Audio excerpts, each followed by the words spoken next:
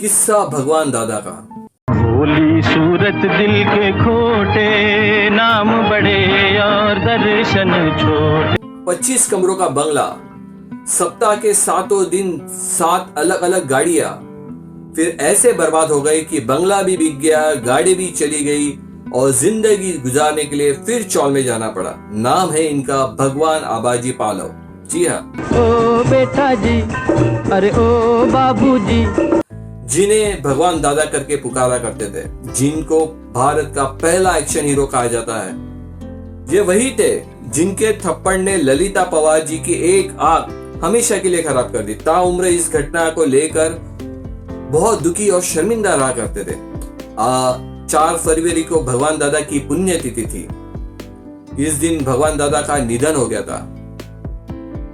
बहुत ही कड़ी संघर्ष में आखिरी वक्त उनका गुजरा था।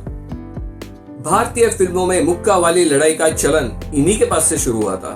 तब लोगों ने इनकी तुलना हॉलीवुड के एक्टर डगलस फेयरबैक्स से करनी शुरू कर दी और इन्हें देसी डगलस फेयरबैक्स के नाम से जाना जाने लगा। भगवान दादा सिर्फ एक स्टार ही नहीं थे, वो एक फिल्म मेकर भी थे और स्टंट फिल्म के निर्माण के लिए वो बहुत ही आगे थे, वो भी बहुत कम बजट में। स्टंट फिल्मों से भी भगवान दादा ने ठीक ठाक पैसा कमाया था। उस वक्त मजदूर तबके के लोगों के बीच इनकी फिल्में बहुत पसंद किया करती थी और ये तो फिल्म साइलेंट थी।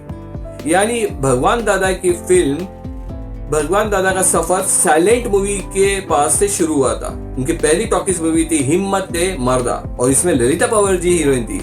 और इसी फिल्म के शूटिंग के दौरान ललिता पवार जी के साथ वो हादसा हुआ था जिनके वजह से उनकी एक आंख खराब हो गई थी। कई जगहों पर ऐसा बताया जाता है कि भगवान दादा ने ही भारत की पहली हॉरर फिल्म बनाई। इस फिल्म का नाम था भेदी बंगला। वो फिल्म भी बहुत बढ़िया चली थी। फिर एक दिन राज कपूर जी ने भगवान दादा जी से कहा कि आप स्टंट फिल्म छोड़िए और कोई तो सोशल फिल्म बनाइए। तभी राज कपूर जी की सलाह पर अमल करते हुए भगवान दादा जी ने बनाई अलबेला। ये खुद उसमें हीरो थे और हीरोइन थी गीता बाली। अलबेला जबरदस्त हिट हो गई।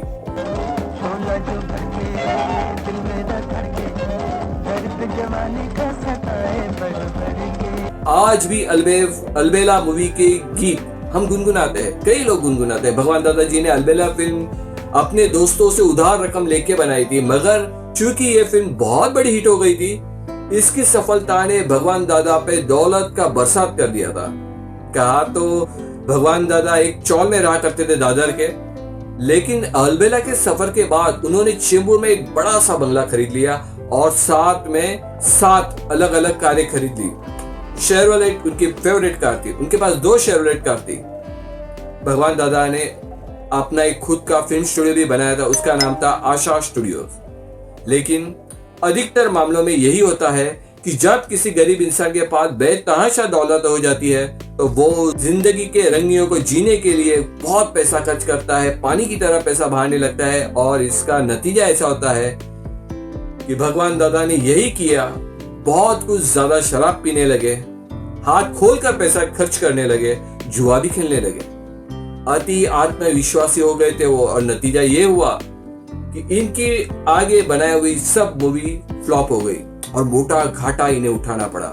उस घाटे का ऐसा असर हुआ कि बंगला बिक गया, गाड़ियां बिक गई और भगवान दादा को फिर अपनी पुरानी चौल में आना पड़ा और उसी चौल में ही भगवान दादा अपने आखिरी समय तक रहे। तो इस कहानी से हमें भी बहुत कुछ सीखना मिलता है। ऐसा था उनका जीवन का सफर जिससे हमें भी बहुत कुछ सीखना मिलता है।